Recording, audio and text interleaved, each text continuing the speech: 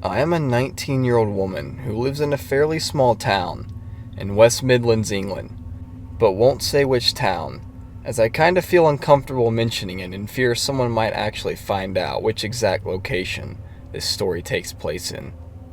So, during the Christmas holidays that started in 2022, one of my good friends named Charlie, that I have known for a decade now, texted me one day to invite me to a party that would be taking place at her house, as the whole house is free to her, as her parents were out for a couple of days at one of their family members' place. This wasn't a Christmas party or anything. It was just one of those rare parties someone can make when you live with your parents, and your parents are finally gone for a bit. And so the day after she sent me the invitation text, the party started around 5 p.m., as it was already dark outside, as it is winter, of course. When I got there, literally at the start of the party, the house was filled with lots of people, mostly young teenagers and people that I didn't know, which I found later that even Charlie didn't know some of these people, because they were friends of her friends that were also at the party, because Charlie told everybody to bring as many friends as they want. So now you have all these strangers everywhere in the house, but it seemed like she didn't mind it. There was a lot going on in that house. Basically everyone was dancing and shouting all the time, having a good time, but also some people, especially these groups of lads that were friends, seemed very inappropriate and did start a lot of fights throughout the night. Me, Charlie, and my other good friend Olivia just basically sat on the sofa in the living room, ate food, and drank too, but I made sure not to drink too much as I did not want to get drunk, especially in a place with people like this. So it's a few hours into the party now. I am still sat in the same spot. When I look over to the left of the room and look past a few of the people standing around, I see this guy sitting on a chair on the other side of the room, just staring at me. As soon as he realized that I saw him looking at me, this big disturbing smile appeared on his face, and he continued to stare. He gave me this strange wave by wiggling his fingers, and then he simply stood up and walked away to a different room while staring at me. I was weirded out by this, but also thought to myself, well, maybe it was someone I know that I didn't recognize, because after all, I didn't see his face that well, to be honest, and his hat created a shadow on most of his face because of the light directly above him where he was sitting. And talking about his hat, it was a blue Cookie Monster hat, and he was also wearing these pink and white baggy bottoms with a fluffy white hoodie with a cute teddy bear all over it. His nails were painted different colors, mostly black, and so this guy did have a fairly strange style, but I did like it. He looked very young too, maybe 15 or 16 years old. I asked Charlie and Olivia if they knew who that guy was, which I'll just name him the Cookie Hat Guy, and they both said no. But the look on their faces told me that they also must have seen his strange behavior too. About an hour and a half later, I really needed to pee, and so I stood up, made my way to the stairs, and as soon as I made it to the stairs I looked up, and saw the Cookie Hat Guy, peeking from behind a wall from upstairs to the left. I stopped, and as soon as he saw that I noticed him, he slowly moved his head back behind the wall. At this point, I was starting to feel somewhat scared of this guy. Like, what is he doing acting like this? And I don't even know him. At this point, I was hesitating whether I should actually go upstairs or not, but I desperately needed to use the bathroom, and so I slowly made my way up there.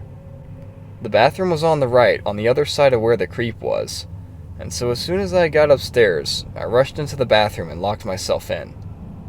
As I am sitting on the toilet, I see two separate shadows appear on the light on the bottom of the door, where I can see the light from outside the bathroom in the hallway. It was pretty dark inside the bathroom, and there was a smaller light inside here that lit up most of the room, but it was still dark enough to see the light of the hallway on the bottom of the door. I could only assume that it was probably someone's feet creating those shadows, that is standing right outside the bathroom door, and that this somebody is probably someone who came upstairs to use the bathroom. But as I am sitting there, the person is just literally standing there, not doing anything. Not knocking or trying to come into the bathroom or anything. They're just standing there. And after about a minute of this, I started hearing a strange sound on the other side of the bathroom door. which sounded like this person just drumming their fingers on the outside of the door. And after a few seconds of that, this person begins scratching on the door with their nails. At this point, I am realizing that this person is most likely that creep cookie hat guy. It was really weird, and I didn't know what to do. I just simply said, "There's someone in here," to try and make the person realize that someone is in the bathroom and make them leave. And as soon as I said that, the noises stopped. Then I began seeing a bigger shadow appear through the light on the bottom of the door, and I started hearing sniffing on the bottom of the door, which made me realize that this shadow is now someone's head on the floor. And then I see someone sliding their fingers inside the room through the gap on the bottom of the door. And this person's fingers had black and blue nails on them, confirming my theory that this was indeed the cookie hat guy. I was so weirded out and confused on what I was looking at. I sat there for a while just staring. And then I kind of broke out of it and loudly said, "What are you doing?" This caused the guy to stop sniffing and slowly pull his head back from underneath the door. Then this guy went back to just standing in the middle of the doorway, not doing anything. And then the light in the hallway disappeared. Probably that being him turning off the light so I could not see his shadow anymore. He then started to laugh creepily for a few seconds before stopping. I was scared. I wanted to text my friend to come up here and get this guy away, but I realized I left my phone downstairs. And so I wanted to just shout for my friend to get up here, but I knew she wouldn't hear me, as it was too loud downstairs. After I was done, I obviously wanted to go back downstairs, but I was petrified because I didn't even know if this guy was still standing there or not. So after giving it a few minutes, I quickly opened the door, and what I saw disturbed me. And that same guy, the cookie hat guy, is just laying down on the bed in the fetal position, rocking back and forth, singing quietly to himself. And about 3 seconds later, he just stops singing and moving, looks up at me, and quickly grabs the blanket, pulling it to his nose, and his eyes went wide. I guess in a response to me seeing him. I quickly rushed back downstairs to my friends, in shock a little bit, and Charlie and Olivia immediately realized something was wrong, and began asking me what happened, and I explained everything. They were clearly weirded out and confused like I was, and Charlie decided to go upstairs to confront the guy. And when she came back down to us, she said she went in the room where he was inside, and she found him hiding in the closet drawing these strange, childlike drawings on paper. She told him to leave the house, and after giving her a strange smile, he stood up and walked outside the room, and most likely walked out of the house. After a few minutes, me and Olivia started walking to the kitchen to get more food from the fridge, and as soon as I stepped in, I could not believe what I was witnessing. I saw the cookie hat guy acting like a completely normal person, as he is just standing there having a laugh and joking around with the other guys in there. And he was very well spoken and seemed very smart. I was confused because the way he began acting upstairs was completely different. And now he is down here where people are, being a completely different person. He didn't notice me because of how loud it was, because of how many people were crowded inside the room. So I got some food and went back to the living room. I was thinking to myself, now that the guy was being normal now, I wanted to go to him and ask him why he was acting so weird before. Maybe it was just a stupid prank. But for some reason, I didn't go to him, because I still felt creeped out by him. Around 2 a.m. in the morning when the party started to calm down, and pretty much everybody began to sleep in random rooms in the house, as they were all really drunk, including Olivia and Charlie, who went to take a nap somewhere.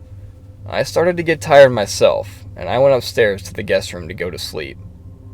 As I was asleep, I am woken by someone touching me, and finally realize what is going on now from just waking up. I see the cookie hat guy slowly brushing his hand through my hair, and so I jump up and begin to scream as he started to run downstairs, and I could hear the sliding door in the kitchen leading outside open and then shut.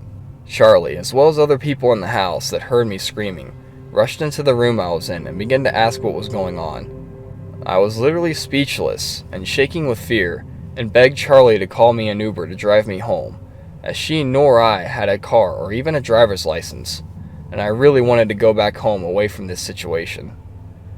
And I could not get an Uber myself as my phone was dead. Charlie agreed, and a few minutes later of me scared and just desperate to go home, my Uber arrived. Olivia wanted to come home with me as she wanted to calm me down and be with me to make me feel better, so I let her inside the Uber to come too. As soon as the car started to drive, it drove past these few trees, and with the window opened, I heard somebody from outside saying, "Psst," as we drove past him. I did not even turn around or look back at him. I was just shocked by the whole situation and wanted to go home. After a few days, I began receiving strange gifts sent to me straight to my address like flowers, and I was confused at first from who this was. But the fourth gift sent to me was the same Cookie Monster bucket hat that the strange guy was wearing at the party, and there was a note saying, "Wear this wherever you go, and we will look like twinnies." And now I came to the realization that the guy from the party was the one sending me these gifts. But what was confused and scaring me the most was how that he knew where I live. Right now, I still live in the exact house, and it's really nerve-wracking to know that this psychopath knows where I live. I called the police, but they didn't really do much. I gave them a good description of the guy and included what he was wearing on the night I met him, with the Cookie Monster bucket hat, orange circular glasses, teddy bear hoodie, and everything else, and then the police left. I just hope that whoever this guy is, he will leave me alone for good.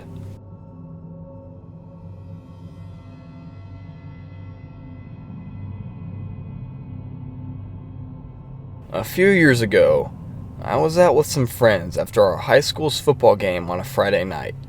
Near my school, there's a bunch of fast food restaurants and stores that are walkable from the school's property. A group of friends and I were walking from the football game to a restaurant that we commonly went to. I didn't care too much for football. I was just there for the social aspect of it. We left the game a little early. It was pretty much a blowout at that point, and we were getting hungry anyways. Even though this little strip of restaurants and businesses are close to the school and a main road, at nighttime, especially when it gets later and later, it really becomes a ghost town up there. There's occasional cars passing by, but it gets pretty quiet up there.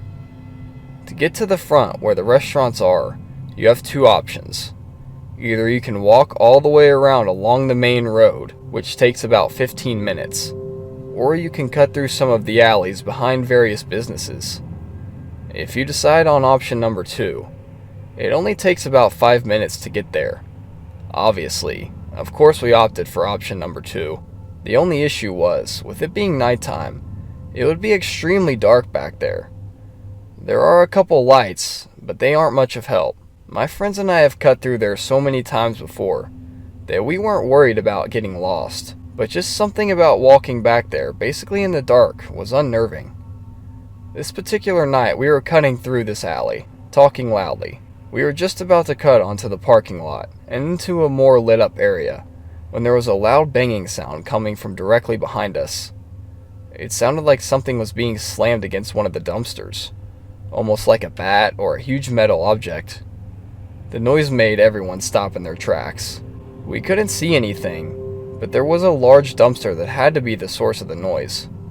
It was maybe about 50 yards behind us. Jonathan, one of my friends, was really eager to check it out.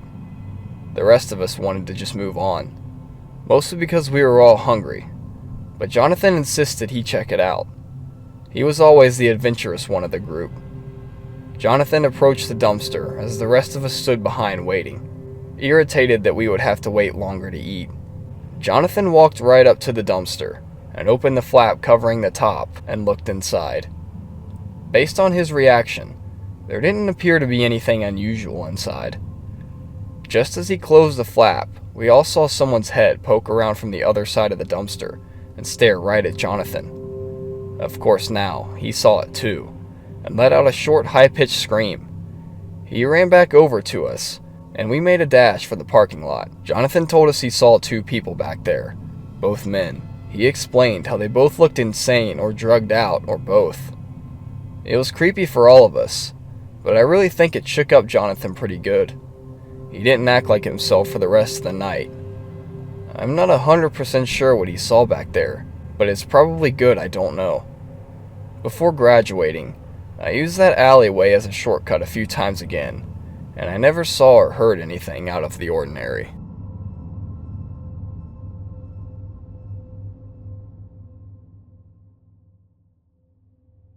I grew up in a small town, basically in the middle of nowhere in Virginia. The closest town was about 20 minutes away, and the closest neighbor was a few miles down the road. Our property was pretty much enclosed by trees. Not that we ever had to worry about people on the property. At least, so we thought at the time. I usually stay up pretty late. I was in the living room, watching TV. There's a huge window on the side to the left of the TV that leads outside. At night, it's pitch black out there.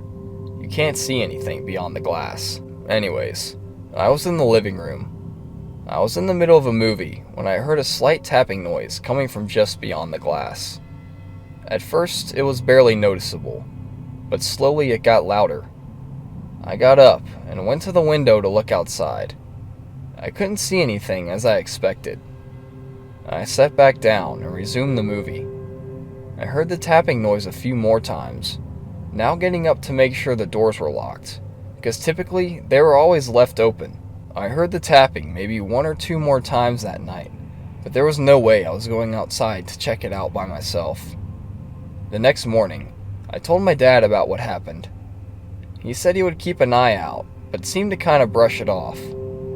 Later in the day, I went outside into the yard to do some work out there. There's a specific part of our yard that doesn't drain too well, so it's always soggy over there. It's right by the tree line that backs up to the closest neighbor's property. I was over there mowing near that area, and I could clearly see footprints in the grass leading into the woods. There was no way anyone would have been walking over there within the last 3 or 4 days. This pretty much proved that someone was on our property the previous night. Considering just how far away from everything our house was, this is pretty scary. I never saw anyone around after this in my time living in that house.